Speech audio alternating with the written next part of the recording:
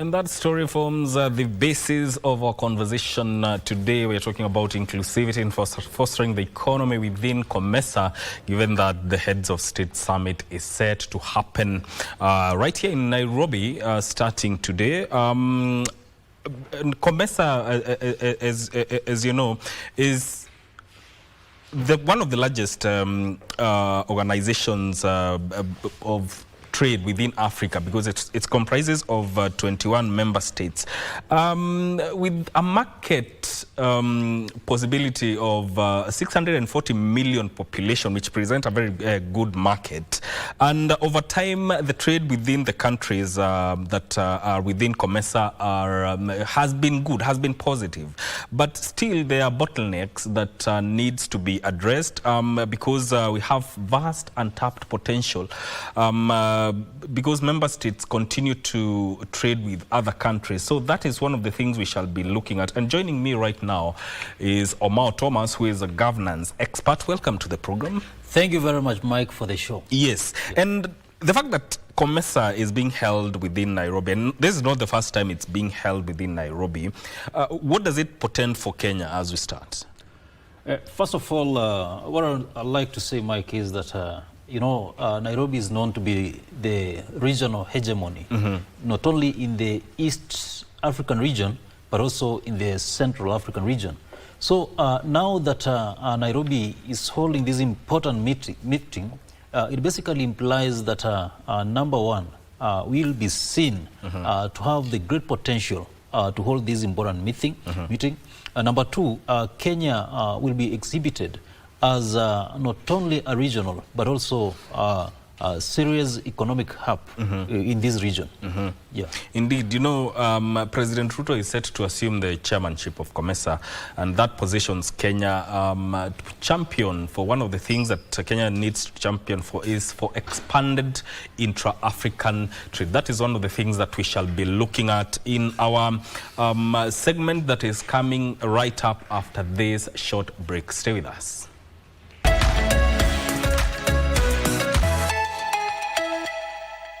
Welcome back to Good Morning Kenya. This is where we're talking about inclusivity in fostering the economy within COMESA. And Omao Thomas is a governance expert and joins me in studio to talk about this. We are also expecting Leonard, Wanyama, who is the CEO of International Relations Society of Kenya. Omao, talking about inclusivity in fostering the economy within COMESA, if it's about inclusivity, from your perspective, how should that look like? This is what it basically implies, Mike, that among the member states, there's a wider market. Yeah, for example, let's say that Kenya as a country, we're known to be the producers of tea in the region. Yes. So this basically implies that Kenya will have a wider market, more especially in the COMESA market region. You can remember very well that when Donald Trump assumed office early this year as the President of the United States of America, part of the running call and mantra in his administration was America first. What Trump meant was that most commodities that could be sold to the United States of America could be sold at higher tariffs. So this made it very difficult for countries, more especially from the African region, exporting her commodities to the U.S. to be a bit expensive. So COMESA gives a great platform and market, more especially to the member countries, to have a wider market access to the member countries. As I said, Trump talked about the America First mantra. Yes. And now this this makes us to ask a very serious question: what will be the eventual position of AGOA, which is the African Growth Opportunity Act? So the COMESA market gives the member countries a wider market for rich commodities. There's also the aspect of competitive advantage. Competitive advantage in the sense that those countries that produce a given commodity are able to get commodities that they are unable to produce. For example, countries like Zambia are known to be the leaders in ferrous minerals. They produce copper, they produce diamonds, and they are able to have a market of what they produce in other COMESA countries. There's also the East African Trade and Development Bank that is here in Leonard Road, just a few meters from here.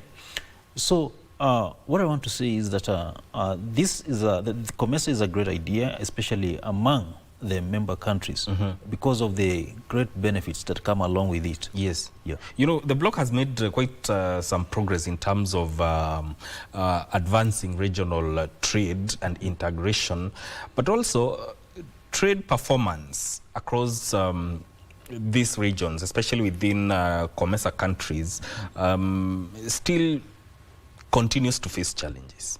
And if you look at the exports within intra-COMESA exports between 2020 and 2023, there was a 40% increase, meaning that there was a 10 billion worth of US dollars worth of exports within intra-COMESA exports, and to 14 billion in 2023 worth of intra-COMESA exports.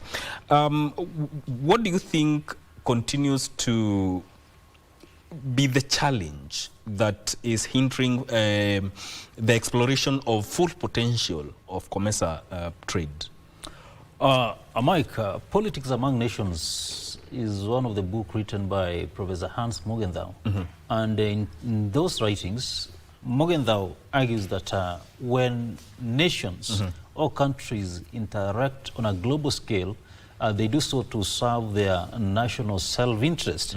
For example, in June this year, yes, the president of Tanzania, that is Mama Samia Suluhu Hassan, yes, said that the non-citizens in Tanzania were not allowed to do certain kind of trade. For example, she mentioned small-scale mining, coming up with small shops, or exporting certain commodities. So we have what we call for example, here in Nairobi, we have what we call the Nairobi mentality. Yes. Nairobi mentality in the sense that other East African countries view Kenya as a big brother. Yes. And of course, as the one that benefits out of these dealings. So I think one of the challenges that we are facing is unhealthy competition, more especially among the member countries. And I think these countries must move with speed to tackle that challenge, because you know, at the end of the day, it must be a win-win situation. It should not be seen that this country is winning and that country is not winning. So that is one of the challenges that is hindering this cooperation among member countries. Yes. Yeah. You know, there's COMESA, then there's also the Africa Free Trade area that is AfTA. Yeah. How do you think these two correlate insofar as achieving a common market is concerned, given that, you know, African Free Trade area goes for integration by reducing tariffs and non-tariff barriers, opening up new trade corridors. How do you think the two correlate? You know, among the African countries, Mike, you must attest to me the fact that it's only Kenya that has removed movement restrictions. Most African countries have put a lot of restrictions in as far as movement is concerned. So how do we expect to integrate when other countries have made it extremely difficult for other Africans to move to those countries? You see, the borders that we currently have were demarcated by the colonial powers during the Berlin Conference of 1884. So the African heads of states and governments must move with speed to ensure that the challenge of moving from one country to another is restricted, is actually removed. Because when that is done, Mike, I think then movement of goods and services will be made much more easier. As I said, it's only Kenya in the African continent that has made movement from one country to another very, very much easier. So other countries like Zambia, South Africa, Uganda, and also Rwanda must actually follow suit and ensure that movement is not restricted. Because if movements are not restricted, then most probably it becomes much easier to move goods and services from one part of the country to another. Another thing that I've mentioned is about competition. These countries should not take it that they are competing with one another. It's about free trade. We are talking about free trade without restrictions, without tariffs. You see? That is it, Mike. What about infrastructure? Because transport is one of the things that enhance trade. And you look at the aspect of road, rail and ports. Is it still adequate to ensure that, now that we are talking about intra-African or intra-COMESA trade, where does infrastructure and logistics stand as at now? That's why I mentioned one of the institutions associated with COMESA. That is the Eastern and Southern Africa Trade and Development Bank.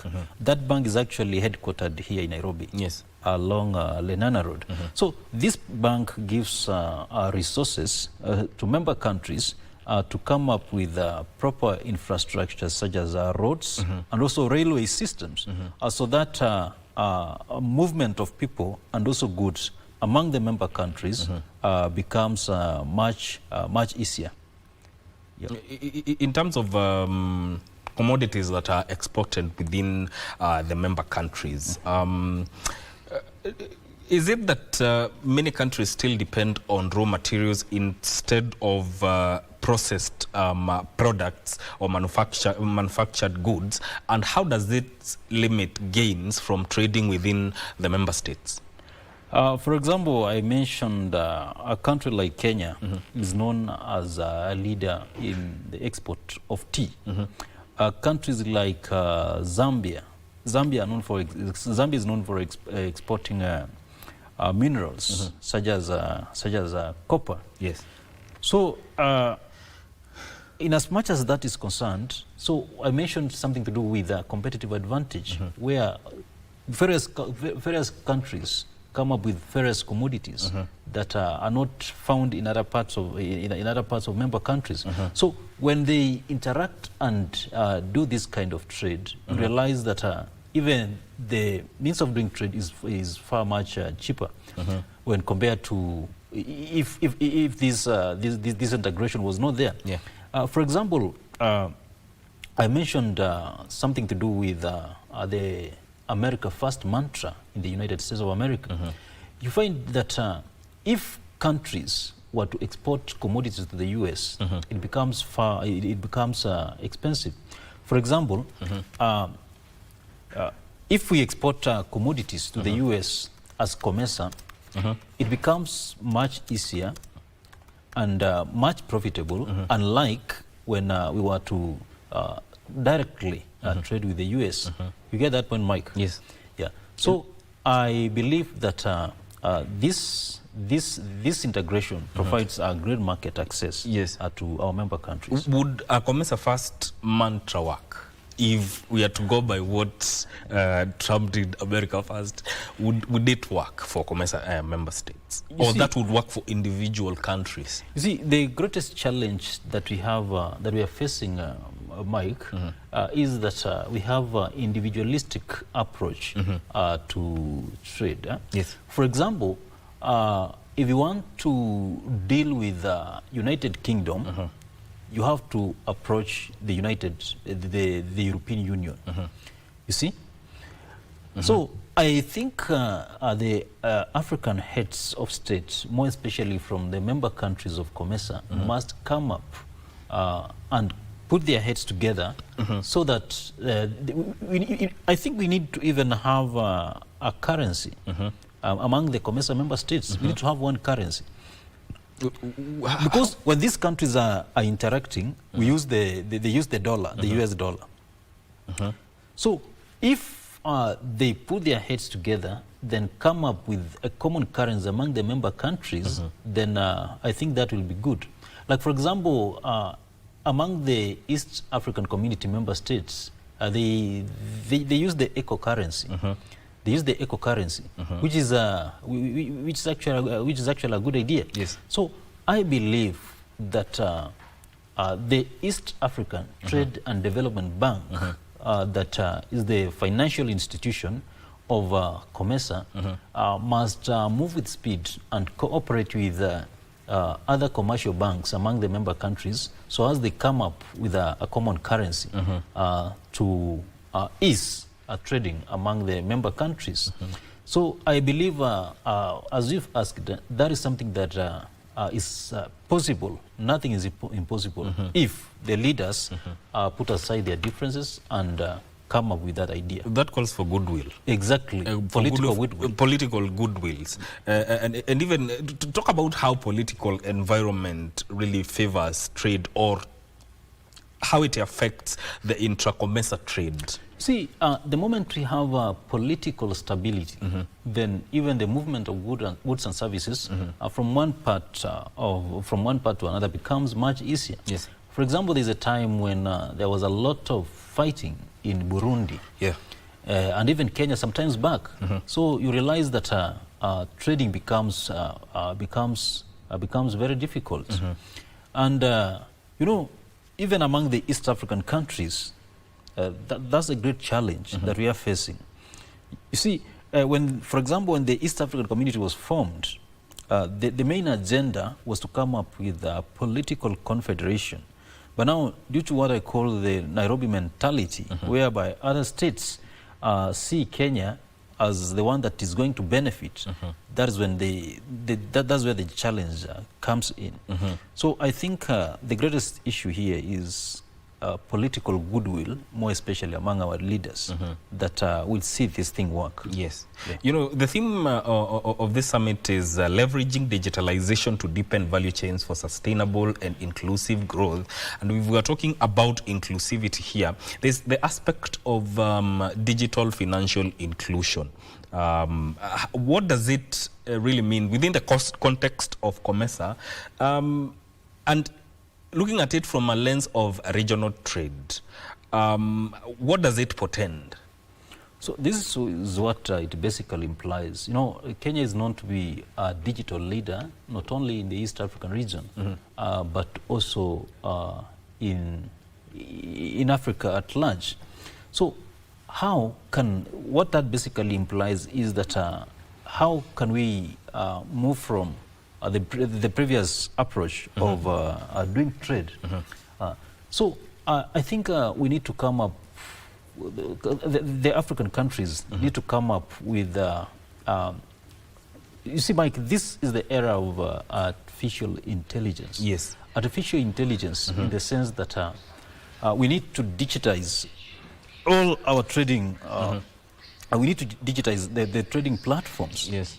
Talk about e-commerce. For example, how can a trader in Lusaka, Zambia, buy a commodity from Nairobi, Kenya, then that commodity reaches him in real time? Yes. You see? So we don't have to rely on maybe say that traders have to move from Nairobi to Lusaka, Zambia, to meet their counterparts in the other part. So how will they leverage on AI and also digital platforms so as to ease the manner in which trade is done? Like, for example, today, Mike, I want to buy copper from Zambia. Do I have to go all the way to Zambia to do that? Can I buy that commodity through various online platforms? Yeah. That is what they need to... Would it be the eighth thing, the game changer in as far as trade, intra-COMESA trade is concerned? I think it will be a serious game changer, Mike, because number one, it will save on time. You see? For example, take it that you've ordered for a commodity from a certain part, then you don't have to go there physically, and that commodity reaches to your end in real time. I think it will be a serious game changer. Yeah. So if we were to talk about financial inclusion within this region, the region that within which COMESA trades, who would benefit really? Is it the people, or it's the big companies, or it really cross-border trade will benefit? I think the large-scale traders are the ones who are going to benefit, because there's a wider access to markets, especially among the member countries. So what I can say is that those who are going to benefit are the large-scale traders. Yeah. So how about a person who wants to start trading within this region? How does he or she go about, or what role does the government play in ensuring that those who want to access these markets get them? So I think most of our traders are small-scale traders, and what the government will most probably advocate is if they come together, so that maybe they form cooperations, so that they can access this market. And as you mentioned earlier on, Mike, yes, these are great markets. It provides a great opportunity because there are a lot of people to access some of these commodities at almost zero tariffs. So that is one of the benefits. Indeed.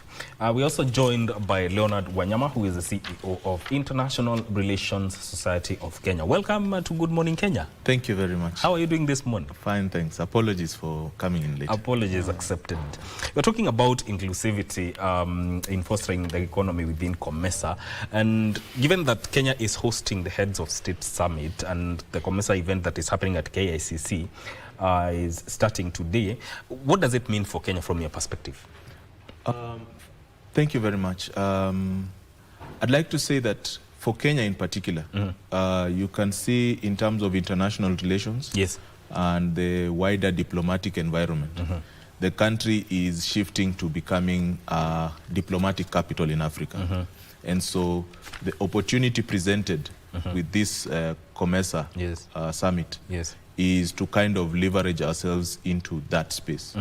And so in that sense, kind of putting the country central in terms of a diplomatic capital for trade in East Africa and the wider COMESA region.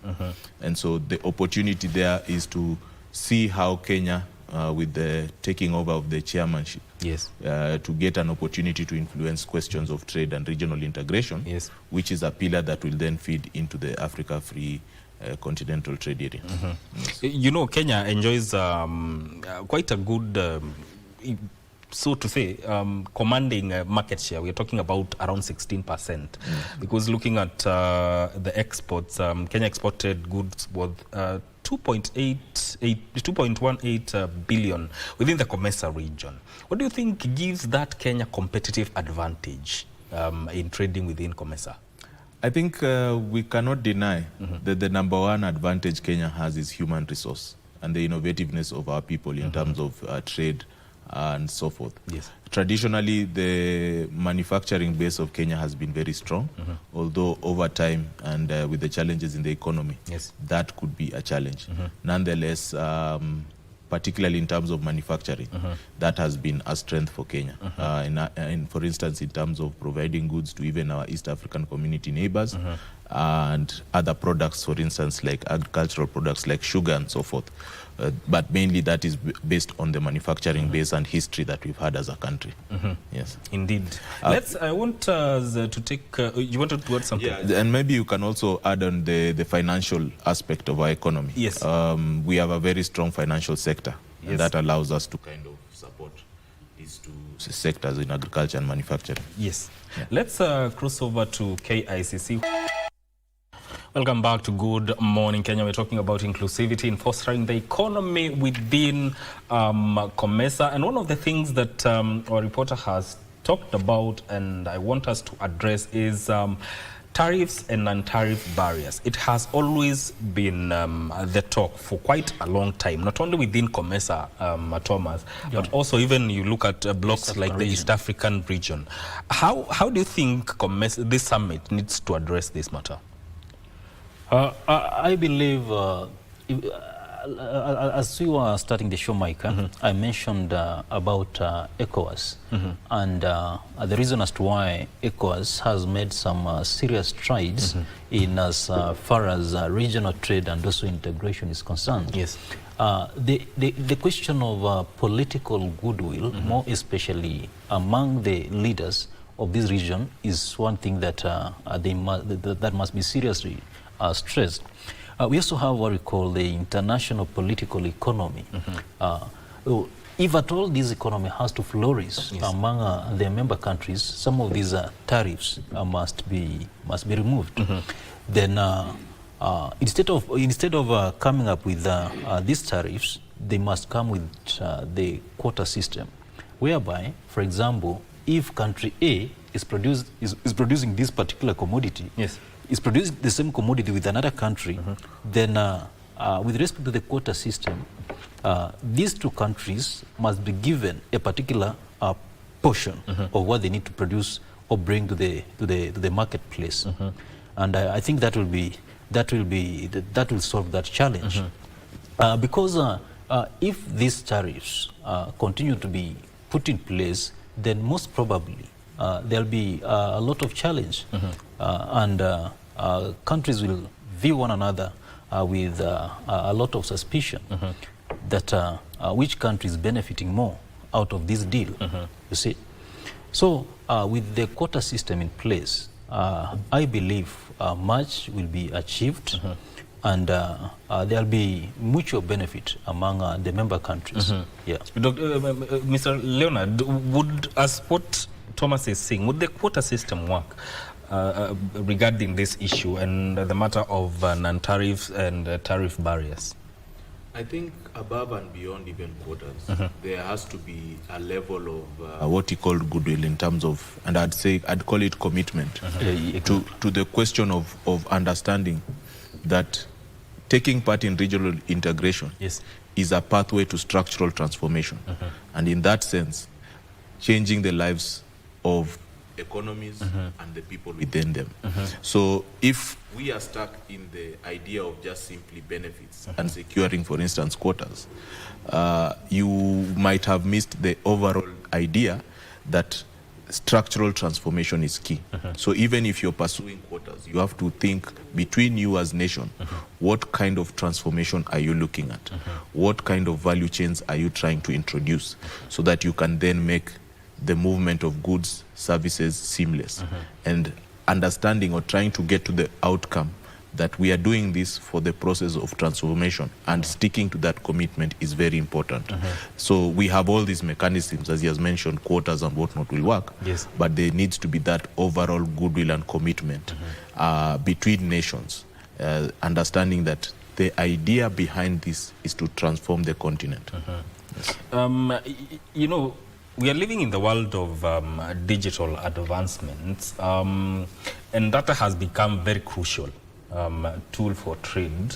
So how do you see that affecting or being incorporated within the intra-COMESA trade?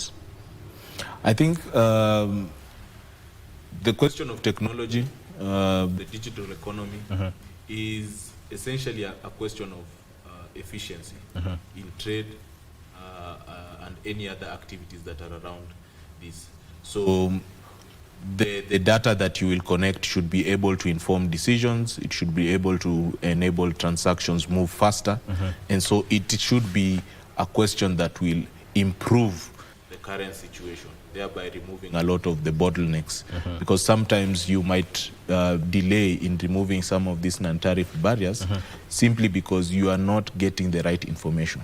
But if you have digitization and the data is coming in real time, you can then be able to quickly address some of the challenges and thereby helping remove some of those bottlenecks. Yes.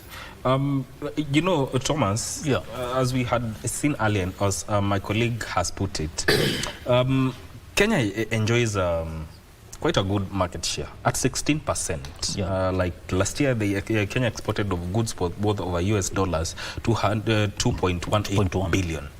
So it means there is potential, lots of potential for Kenya to trade within COMESA. So how does Kenya as a country unlock this potential and ensure that they increase the market share from 16% onwards? I think the government must come up with some incentives, more especially to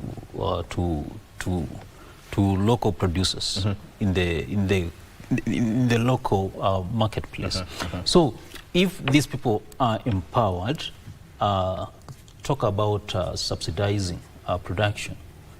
So if the government chips in, then empowers. For example, if it's in the farming sector, if it empowers farmers, it gives them, talk about fertilizers, then that will imply that production will have to increase. And if production increases, then most likely there'll be a lot of produce that can be available for this huge market. So it's about the commitment of the government of the day, that is the KK regime, empowering our locals so that they can produce more and more, so that we have the surplus for sale. Yes. Then another thing that I'll have to talk about, countries like Tanzania, for example, are not part and parcel of this integration of COMESA. Yes. And the main reason is what I call the Nairobi mentality, whereby they thought that countries like Kenya are the ones who are going to benefit more than them. So basically what I'd like to say is that we need to have a serious political goodwill, especially from the government side. That's when production will increase, and so that we can utilize this marketplace. What about the aspect of value addition? How would we approach it if we were to make leave a good mark within the intra-COMESA trade? Value addition will be great. Rather than exporting raw materials, value addition will imply that what we sell in the marketplace is finished or processed goods, which will in turn increase the returns back to the farmers. Yeah. All right, Leonard. You know, it's all about achieving a common market for goods within member states, and we also have the African free trade area.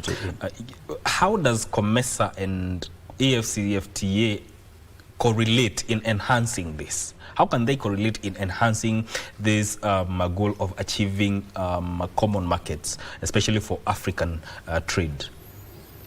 So in this instance, COMESA and the ongoing regional integration efforts in terms of, if you look at the EAC, SADC, and the plans to form a tripartite free trade area, then become a building block into the Africa Continental Free Trade Area. Now, essentially, this is just from African history, a quest in terms of gradual integration of the continent. So we get to understand each other better as we then move into the Africa Free Trade Continental Area. Now, with that, then, at least taking it in steps, then you can be assured that at least some of these bottlenecks have been addressed, because before you even get to dealing with West African bottlenecks, at least from this side of the continent, you would have kind of some seamless thinking around a lot of this. Now, with that, the expectation being that once you have a free trade area continentally, then you unleash the manufacturing potential of the continent, the agricultural potential of the continent in terms of massive production of food and so forth. and then of course the processed materials. And then obviously there would be a massive financial infrastructure supporting the trade. In terms of movement of goods, then you would have the infrastructure, as you can see from the AU plans for Partnership for Infrastructure Development in Africa, connecting Cape to Cairo, and things like that, kind of facilitating. But if you look at it, then again, going back, you would see this would unleash an opportunity to develop more formal farms that can then develop a lot of these products, right? So if you're saying that now you have planted the tomatoes in kind of a formal setting, then you might have even a localized tomato sauce making factory. And then you have a finished product which is now value added, higher value, which you can export to the country that loves tomato sauce more than yourselves. So if you look at that value chain, and then you connect with the, if you take COMESA alone, we are talking about 640 million people with diverse needs. So for every product that you're thinking of, whether it's leather, whether it's tomatoes, whether it's onions, whether it's chili, whether it's maize, for all these people, then you're facilitating trade and kind of integrating people together in that sense.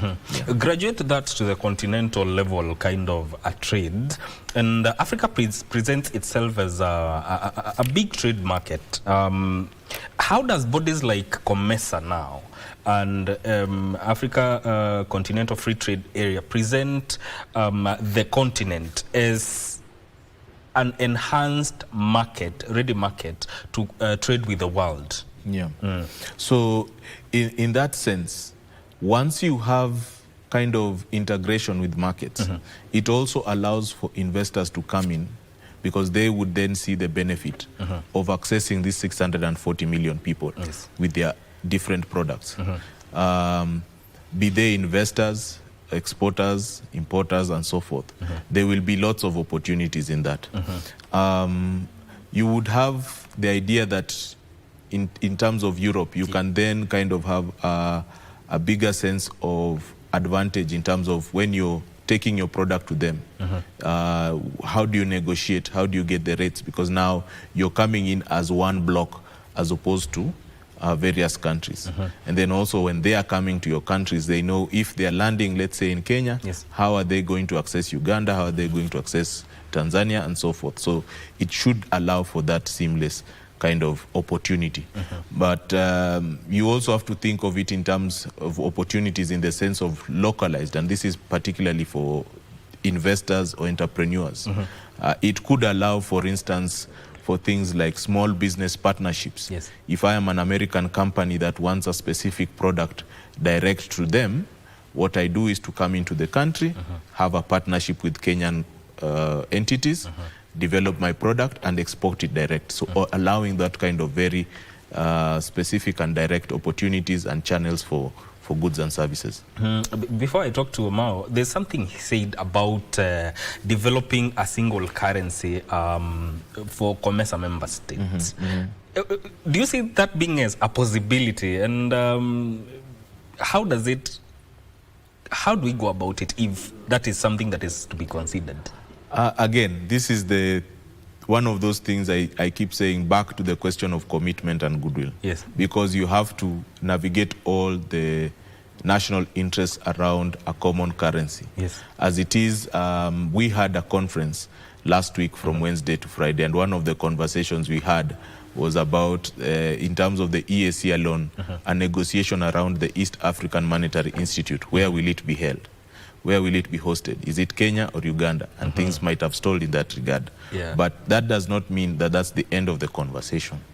You might have another opportunity to figure out what will be the best way forward in determining some of these things. But these are all good ideas. We just should not be afraid to engage them and navigate them accordingly towards the goal of greater continental integration. Omao, in that instance, would you say sometimes interest of the country may supersede the interest of the region, of the bloc, in terms of this is trade, but we want to establish common currency? Mike, that is why Hans Morgenthau said that when countries correlate or interact on a global scale, they do so to serve their national self-interest. So I think countries view one another with a lot of suspicion. But the bottom line remains, as Africa and as African countries, we have a great potential that is unutilized.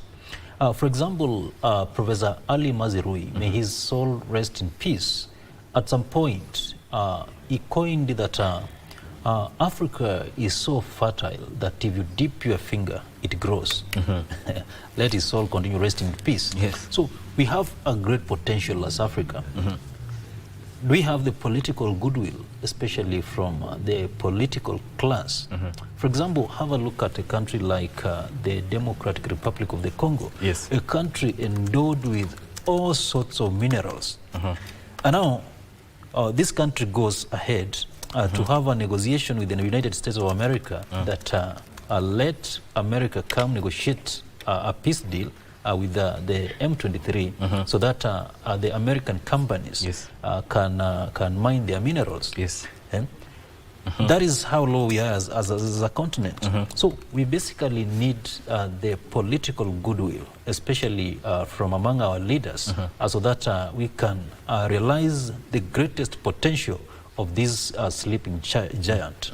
Yeah. You know, even when we are talking about inclusivity in terms of digital currency, fintech, and everything, do we need compatible laws as a region to ensure that this does not slow trade, and that whatever happens in one country in terms of digital aspect of trade does not affect movement of goods and services? Absolutely, yeah, Mike. We need some serious legal frameworks. In fact, we need the member countries need to come up with kind of a judicial system. I don't know whether we have one, Mr. Wanyama. If it's not there, then most probably it should be there, so that it regulates the trading activities among the member countries. Because if we don't have such a kind of legal framework, yes, or judicial system, then most probably there are countries that might go against that might have bad practices, which will not actually augur well with the other member countries.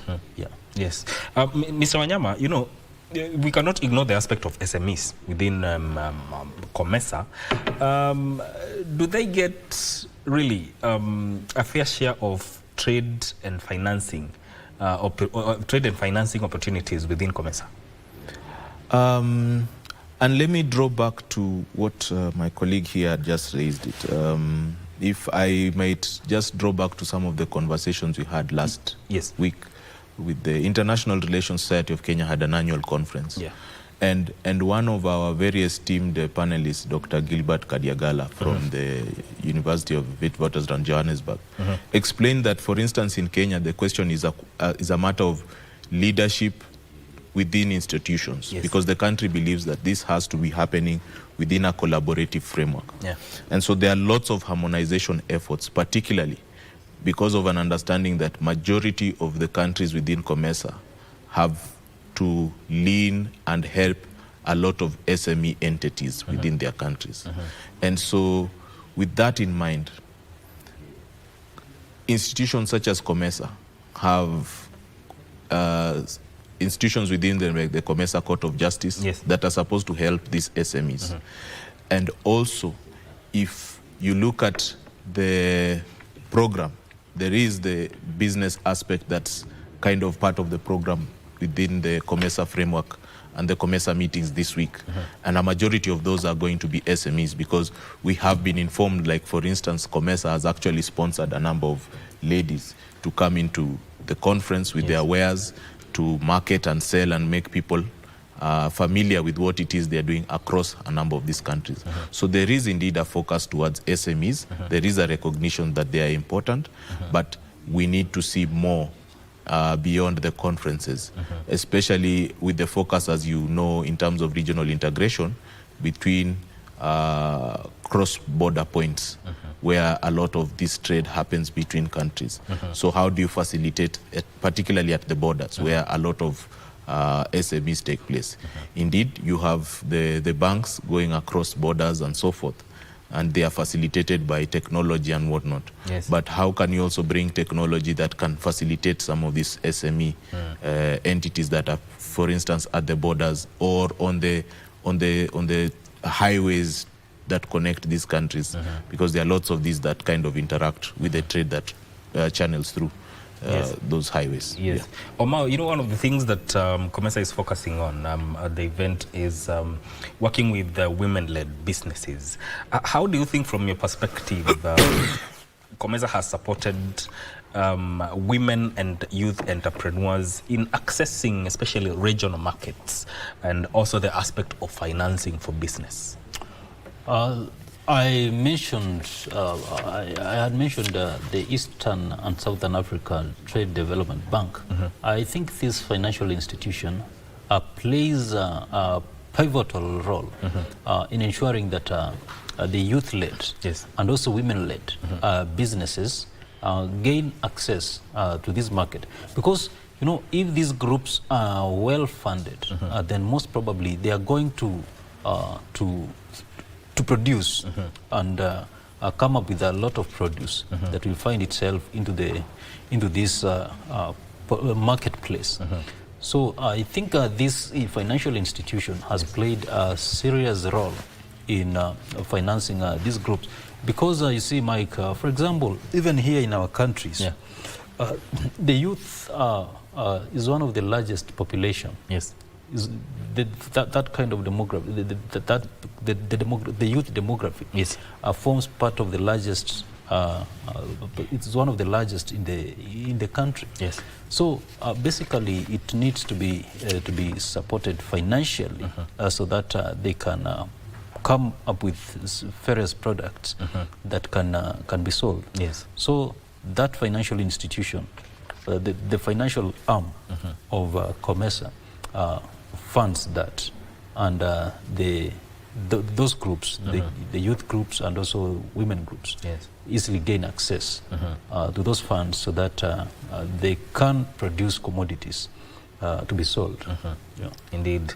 Mr. Wanyama, from your perspective, what would an inclusive COMESA look like in, let's say, 5 to 10 years?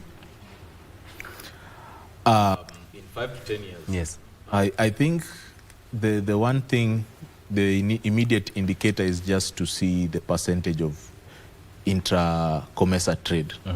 Unfortunately, even as we are talking, for instance, Kenya has 16%.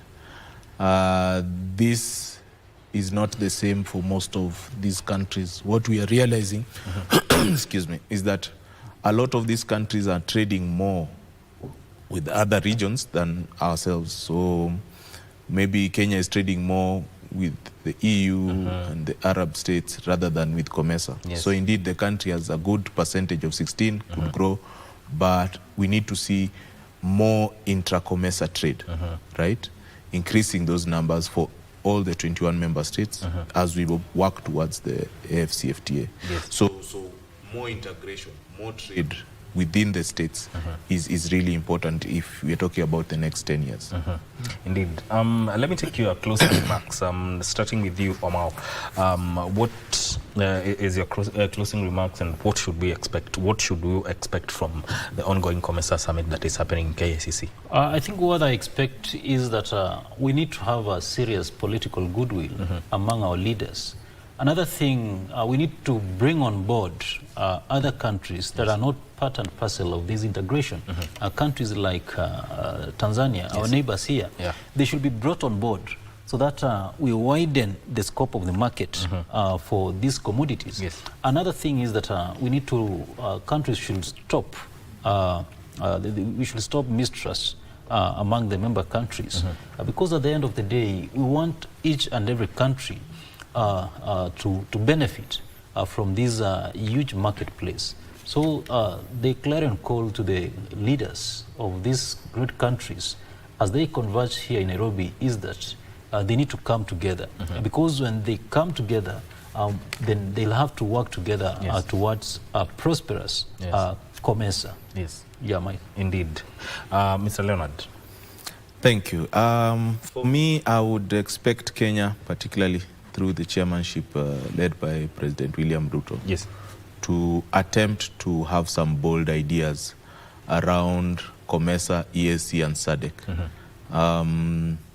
It came to my attention like the question of the TFTA does not have an actual physical headquarters. And if we are transforming the country into a diplomatic hub, I think it's an opportunity through his leadership to find or offer the country as a possible headquarters for the TFTA, to give it more stability and regularity, and a framework that would then bring in these three elements, three pillars, to become more stable as we get into continental integration. So I'm hoping that at least some form of baby steps or conversation or boldness that could think about it, so that we can continue this integration journey towards making Africa more prosperous together. Yes, indeed. Gentlemen, your time is very much appreciated. Thank you. Thank you, Mike. That is Leonard Wanyama, who is the CEO of International Relations Society of Kenya, and Omao Thomas, who is a governance expert, talking to us about the aspect of inclusivity in fostering the economy within COMESA. This is where this conversation ends. We shall be bringing you updates as to what is happening in KICC, where the COMESA Summit is happening. As of now, my name is Migwi. Thank you for tuning in. Stay with us. This is Good Morning Kenya.